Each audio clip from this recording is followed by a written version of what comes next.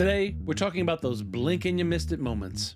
Moments when you could swear that you just saw a famous actor, musician, or celebrity unbilled in a film.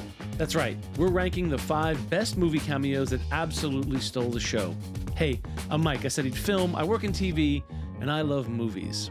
So let's first define what is and what isn't a cameo. According to the Oxford Dictionary, a cameo is a small character part in a play or movie played by a distinguished actor or a celebrity. But I'm going to go a step further and add that to qualify as a cameo, the character can't advance the plot. That would make them a supporting character. Okay, let's get into it. Kicking off our list at number 5 is one of the most outrageous, hilarious, and weirdly mesmerizing cameos of all time. John Turturro as the Jesus from The Big Lebowski. He's on screen for just a few minutes, but man, does he steal the show. Everything about the Jesus is memorable and so bizarre.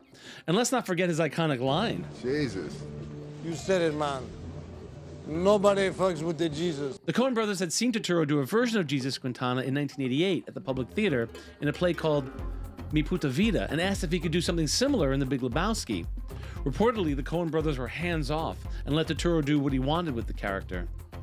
Turturro then reprised the character in The Jesus Rolls, a film he wrote and directed.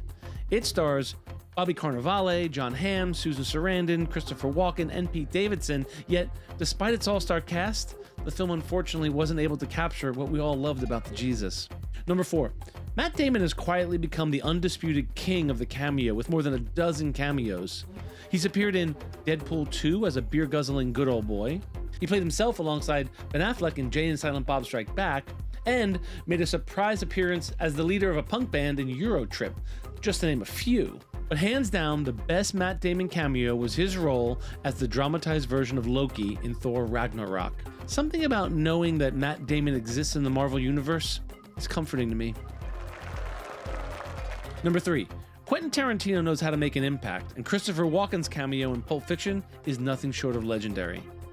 A full 2-minute monologue about a gold watch, family honor, and some unique storage choices. Walken delivers it with his signature weirdness, making it one of the most memorable moments in the film. And you'll never look at a pocket watch the same way again. And while we're on the subject of Tarantino cameos, there's this classic cameo from the director himself in a film called Sleep With Me. What is Top Gun? It is a story about a man's struggle with his own homosexuality. Tarantino has said that this was a gag him and his buddy used to do at parties.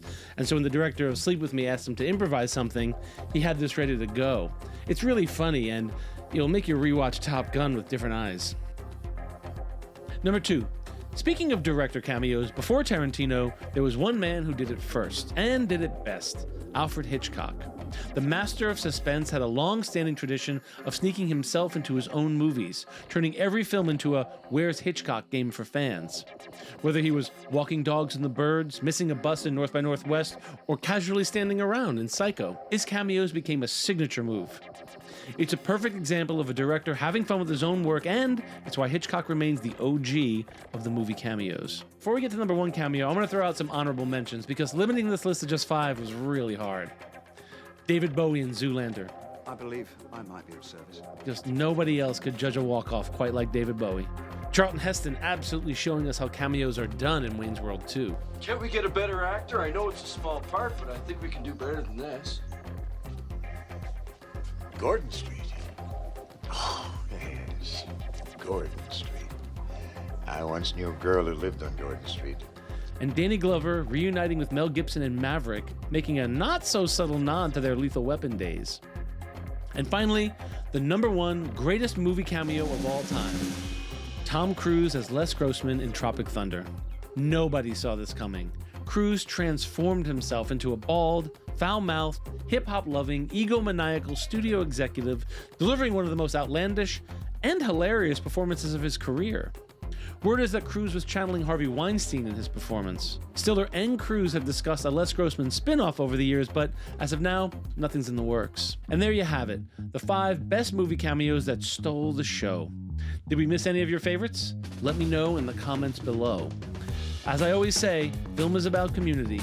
I'm Mike, and I love movies.